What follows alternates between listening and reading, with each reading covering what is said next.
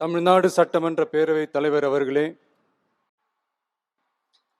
மாண்புமிகு அமைச்சர்கள், நீதியரசர்கள், எம்எல்ஏஸ், எம்பிஸ், உள்ளாட்சி பிரதிநிதிகள், தலைமை செயலாளர் உள்ளிட்ட அரசு அதிகாரிகள், நம்ம தாய் நாட்டின் சுதந்திர போராட்டத்தில் பங்கேற்று இன்னைக்கும் வாழ்ந்துட்டு இருக்கிற தியாகிகள், தற்போது குடும்ப ஓய்வூதியம் பெற்று வரும் சுதந்திர போராட்ட தியாகிகளின் வாரிசுதாரர்கள், டிஜிபி உள்ளிட்ட அனைத்து காவல்துறை அதிகாரிகள், முப்படைகளை சேர்ந்த அலுவலர்கள், வீரர்கள், சிறப்பு விருந்தினர்கள், இன்னைக்கு இந்த சுதந்திர தினத்தில் கோட்டையில் கொடியேற்றுறத பார்க்க வந்திருக்கிற பொதுமக்களுக்கும், இந்த சுதந்திர தினத்தை கொண்டாடிக்கிட்டு இருக்கிற என் நெஞ்சில் குடியிருக்கும் தமிழக மக்களுக்கும், மாணவ மாணவிகளுக்கும் அனைவருக்கும் என்னுடைய சுதந்திர தின நல்வாழ்த்துக்கள், என்னுடைய வணக்கத்தையும் தெரிவிச்சுக்கிறேன். தங்களுடைய உயிரை, உடமைய, வாழ்க்கைய எல்லாம் இழந்துட்டு நமக்காக சுதந்திரம் வாங்கி கொடுத்த நம்ம சுதந்திர போராட்ட தியாகிகள், அதுல பிரபலமானவர்கள் மற்றும் பேர் தெரியாதவங்க அப்படின்னு இருந்தாலும் அவங்க எல்லாருக்கும், ஏன் அவங்க ஒவ்வொருத்தருக்கும் தனிப்பட்ட முறையில என்னுடைய வீர வணக்கங்கள்.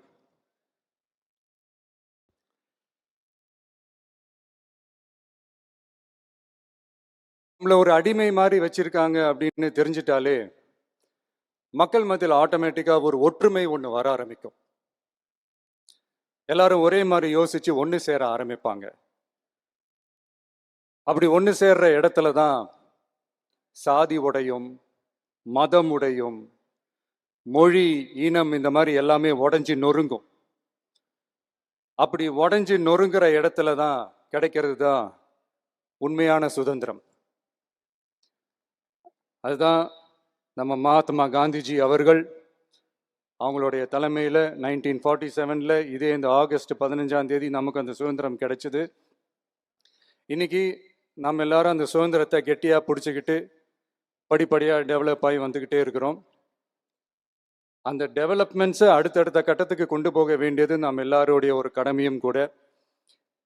இந்த நேரத்தில் நம்ம தமிழ்நாட்டை லஞ்சத்திலேருந்து, ஊழல்லேருந்து காப்பாற்றுறதும் ஒரு மிகப்பெரிய ஒரு விடுதலைக்கு சமமான ஒரு விஷயம்தான். அதை நோக்கி தான் நம்ம அரசும் செயல்பட்டுக்கிட்டு வந்துகிட்டு இருக்கு.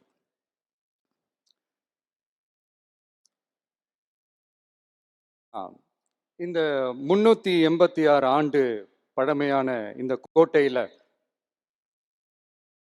இங்க மேலே ஏறி வந்து இந்த 80வது சுதந்திர தின நாளில் நம்ம நாட்டோட தேசிய கொடியை ஏற்றி வச்சு இன்னைக்கு இந்த விழாவில் என்ன பேசவும் வச்சிருக்கிறீங்க. அதுக்காக உலகம் முழுவதும் இருக்கிற என்னுடைய தமிழ் சொந்தங்களுக்கும், தமிழ்நாட்டு மக்களுக்கும், ஜென்சி இளம் சிங்கப்படை தோழர்களுக்கும் என்னுடைய மனமார்ந்த நன்றியை தெரிவிச்சுக்கிறேன். பிறப்புக்கும் எல்லா உயிருக்கும் அப்படின்ற ஒரு மிகப்பெரிய ஒரு கோட்பாட்டை அடிப்படையாக வச்சுதான் நம்ம தமிழ்நாட்டை லஞ்ச லாவண்யமற்ற போதைப் பொருள் கலாச்சாரம் இல்லாத, பெண்கள் பாதுகாப்பு, சமூக நீதி அடிப்படையில்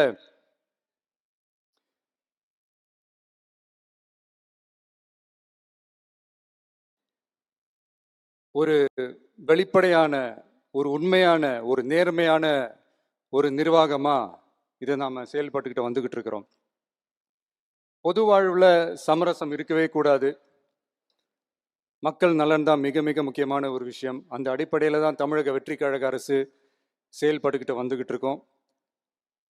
அதே அடிப்படையில் தான் மக்கள் நலன் சார்ந்த திட்டங்கள்லையும் நம்ம சென்ட்ரல் கவர்மெண்ட்டோட நிர்வாக ரீதியாக ஒத்துழைப்போட இருக்கிறோம்.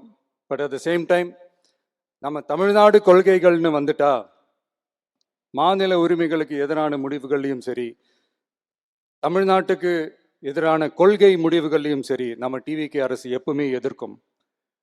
அதில் எந்த மாற்று கருத்துமே கிடையாது. அதே மாதிரி இதுக்கு முன்னாடி நிறைய திட்டங்கள்லாம் கொண்டு வந்திருக்காங்க. அதில் எதெல்லாம் மக்களுக்கு யூஸ்ஃபுல்லாக இருக்கிற மாதிரி திட்டங்கள் இருக்கோ அதெல்லாம் கண்டினியூ பண்ணிக்கிட்டு தான் இருக்கிறோம்.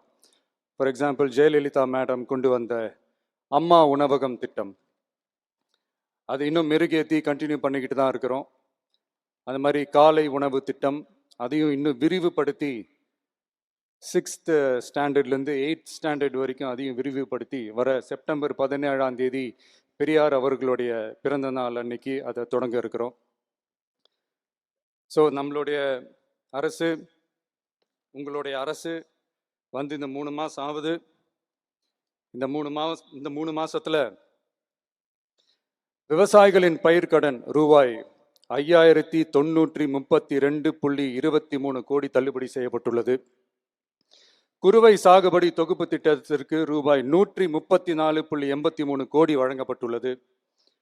ஒன்றிய அரசு நிதியுடன் ரூபாய் 12,642 கோடியில் 125 நாள் வேலைவாய்ப்பு திட்டம் மற்றும் ஜல்ஜீவன் குடிநீர் திட்டம் ரூபாய் 18,123.05 கோடியில் செயல்பாட்டிற்கு கொண்டு வரப்பட்டுள்ளது. சுகாதாரத்துறையில் சேவைக்கு நலம் AI செயலி கொண்டு வரப்பட்டுள்ளது.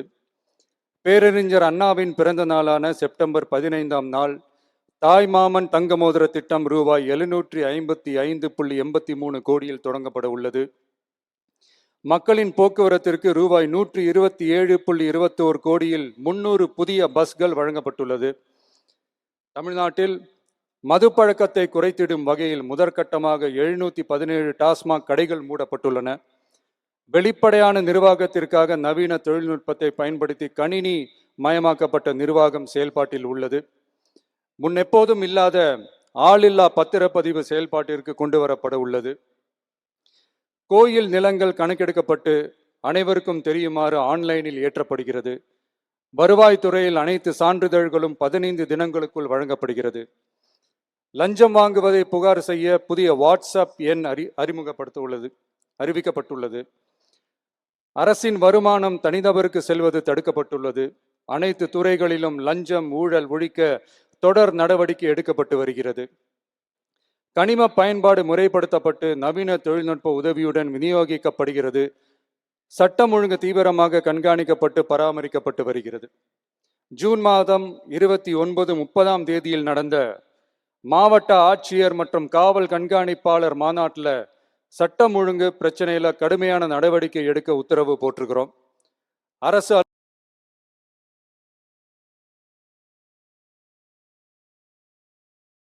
அலுவலகங்கள், காவல் நிலையங்களும் சொல்லி இருக்கிறோம்.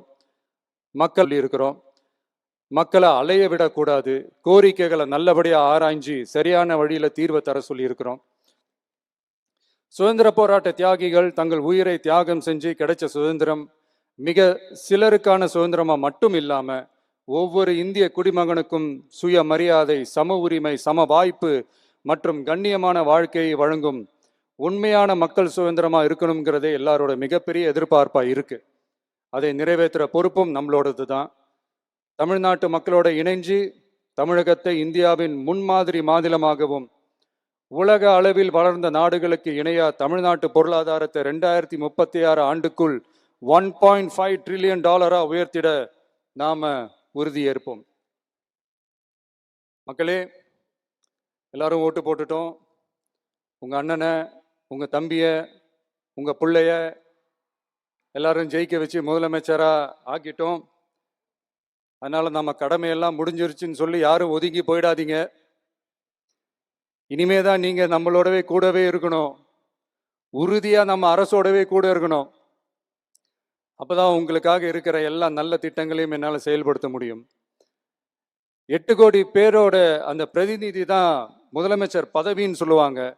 அதனால தான் சொல்றேன், மக்கள் தான் ஆட்சியாளர்கள். இங்க நான் எல்லாருமே, அங்க இருக்கிறவங்க எல்லாருமே மக்களோட சர்வன்ட்ஸ். அப்படிதான் நான் அதை பார்க்குறேன். ஸோ வாங்க எல்லாருமா சேர்ந்து நம்ம கடமையை சேர்ந்து செய்வோம்.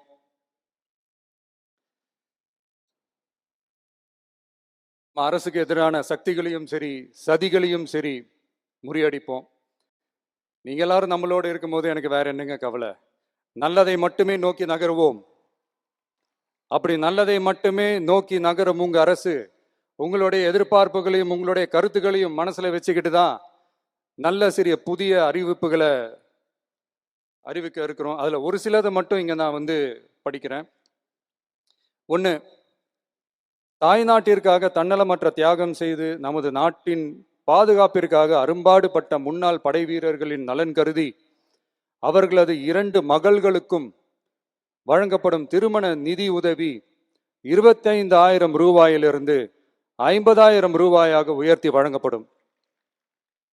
2, மாற்றுத்திறன் கொண்ட முன்னாள் படை வீரர் மற்றும் அவர்களை சார்ந்தோர்களுக்கு வழங்கப்பட்டு வந்த மாதாந்திர நிதியுதவி 5,000 ரூபாயிலிருந்து 7,000 ரூபாயாக உயர்த்தி வழங்கப்படும்.